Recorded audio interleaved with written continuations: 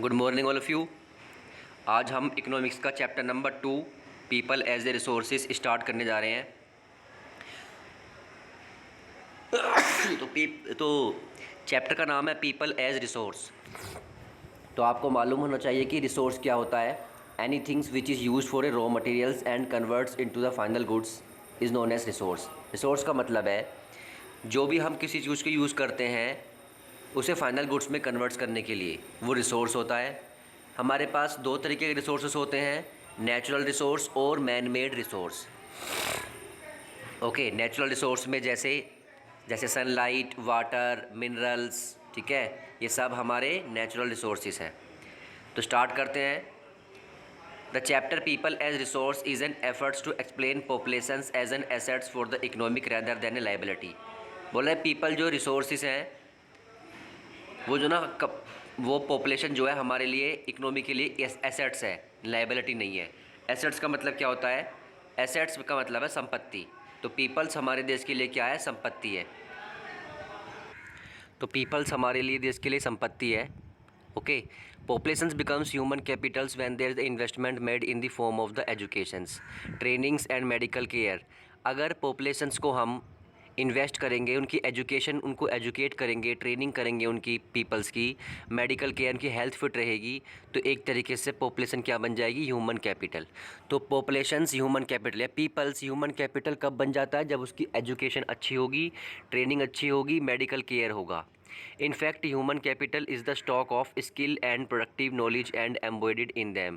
तो human capital का मतलब है कि जिस ऐसा पर्सन या ऐसी पॉपुलेशंस जिसके पास स्किल हो, प्रोडक्टिव नॉलेज हो उनके अंदर। तो people as a resources is a way of referring to a country working people in term of their existing productive skill and abilities. Looking at the populations from the productive aspect emphasize its ability to contribute to the creation of the gross national product। इसका मतलब है peoples जो ना एक तरीके की resources है, अगर उसके अंदर स्किल होगा, टैलेंट होगा, तो वो बहुत ही ज़्यादा प्रोडक्टिव होगा, अच्छा वर्क करके देगा अपने लिए भी, कंट्री के लिए भी।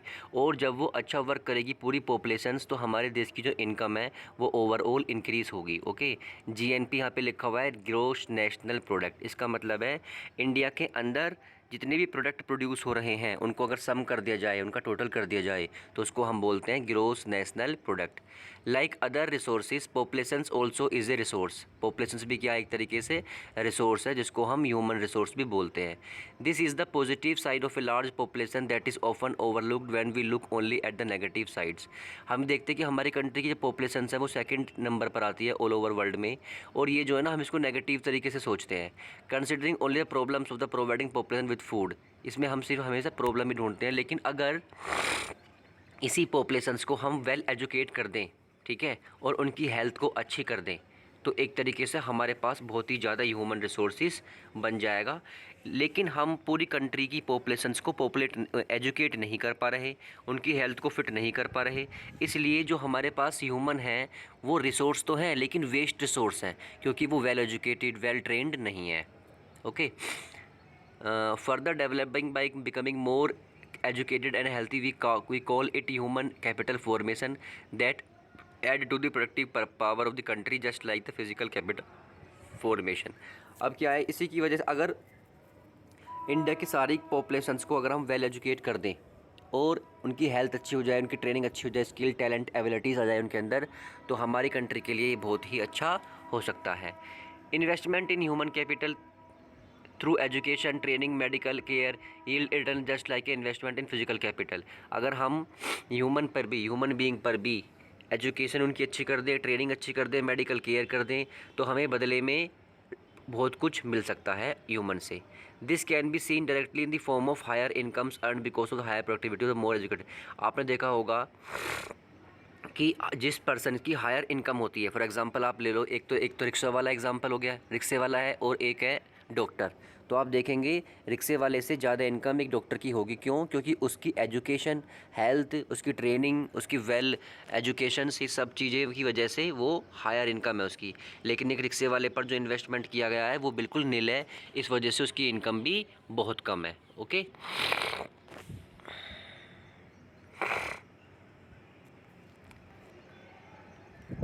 India's green revolutions is a dramatic example how the input of greater knowledge in the form of improved productions technologies can be rapidly increase the productivity of scarce land resources.